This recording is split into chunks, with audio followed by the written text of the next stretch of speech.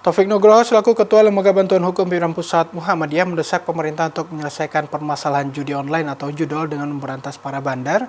Hingga saat ini belum ada sanksi tegas yang dilakukan pemerintah dalam memberantas judi online. Sehingga Taufik meminta agar pencegahan dan penegakan hukum dalam kasus judi online dilakukan secara berkelanjutan. Judi online ini PR besar ya saya kira bagi Republik ini karena mengingat dampak yang sudah sangat luas dirasakan oleh masyarakat, orang yang kecanduan kemudian melakukan tindakan kriminal sudah terlalu banyak.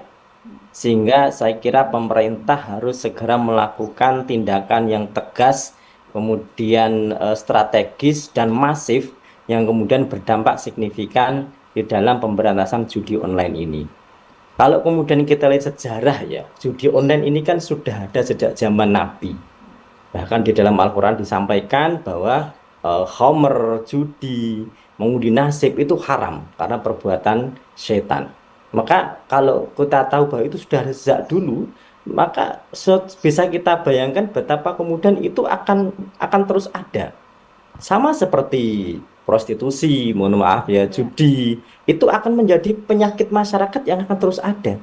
Dan disitulah sebenarnya peran pemerintah itu sangat ditentukan. Apakah kemudian bersikap tegas, memberantas itu untuk kemudian menjaga masyarakatnya agar sejahtera, tidak terlilit hutang karena judi online, atau justru sebaliknya mencari posisi aman bahkan mendapatkan keuntungan.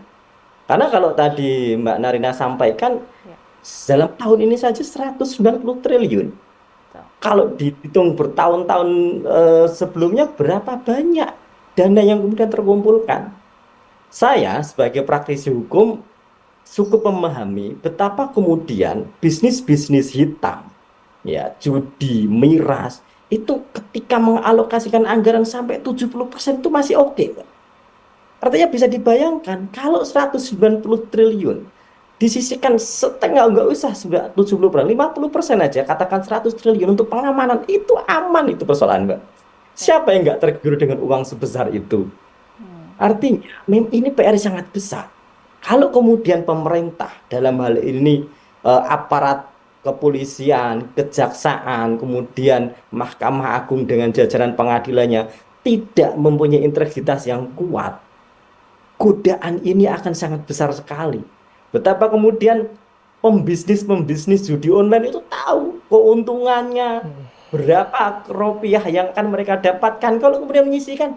Oke bro, kita sisihkan 70% untuk ini biar aman. Itu pasti dilakukan. Karena enak sekali. Tinggal tadi Mas Fahmi sampaikan, tinggal beli aplikasi instan, murah sekali. Modalnya kecil. Sedangkan tahu masyarakat Indonesia masih sangat mudah tergoda dengan hal-hal yang instan untuk dapatkan penghasilan itu. Maka di sini kalau kemudian pemerintah diam saja, itu mereka pasti akan memberikan sesuatu yang besar kepada para pemimpin dan para pejabat kita. Karena masyarakat sudah memiliki kebiasaan itu sejak dulu. Di kampung kami nih, Pak, saya itu dari kampung Sragen ya. Itu orang meninggal saja itu biasa dengan judi, Mbak. Gimana coba?